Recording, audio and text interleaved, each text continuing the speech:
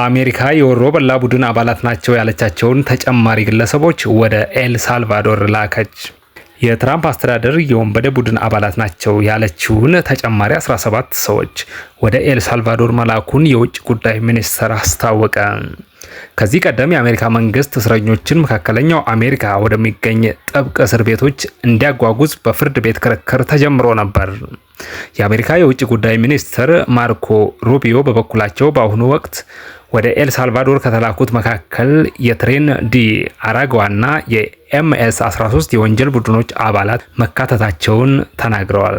የኤል ሳልቫዶር መንግስት ባለስልጣናት ከአሜሪካ ወደ ሀገራቸው የተሸኙት የቬንዙዌላና የኤል ሳልቫዶር ዜጎች መሆናቸውን ለቢቢሲ አረጋግጠዋል።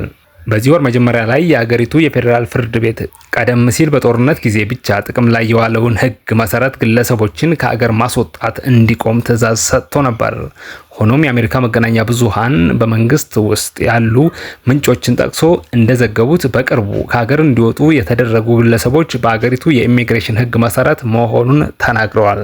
ሩቢዮ በሰጡት መግለጫ ከሀገር እንዲወጡ የተደረጉት ገዳዮችን እና ደፋሪዎችን ያካተተ ነው ቢሉም የግለሰቦቹን ስም ወይንም ስለተጠረጠሩበት ወንጀል ዝርዝር ከመግለጽ ተቆጥበዋል።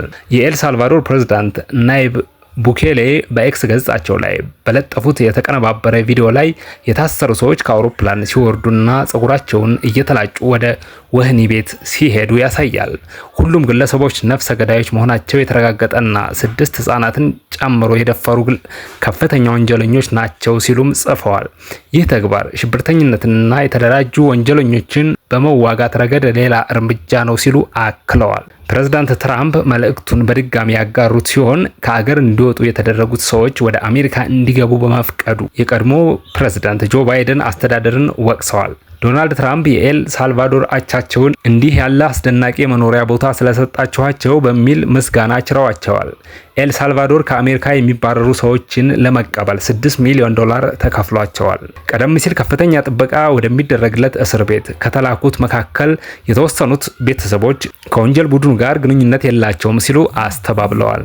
ትራምፕ በዚህ ወር መጀመሪያ ላይ ከ100 የሚበልጡ ቬንዙዌላውያንን ከአሜሪካ እንዲወጡ ለማድረግ ኤሊየን ኢነሚስ አክት የተሰኘውን ሕግ መጠቀሟን በርካታ የመብት ተሟጋቾች በመቃወም ክስ መስርተዋል። ክሱን ማርች 15 በዋሽንግተን ዲሲ የተመለከቱት የፌዴራል ከፍተኛ ዳኛ ጄምስ ቦስበርግ ጊዜያዊ የእገዳ ትዕዛዝ ጥለው ነበር። ይሁን እንጂ አሁንም ግለሰቦቹን በኃይል ከሀገር ማስወጣቱ ቀጥሏል።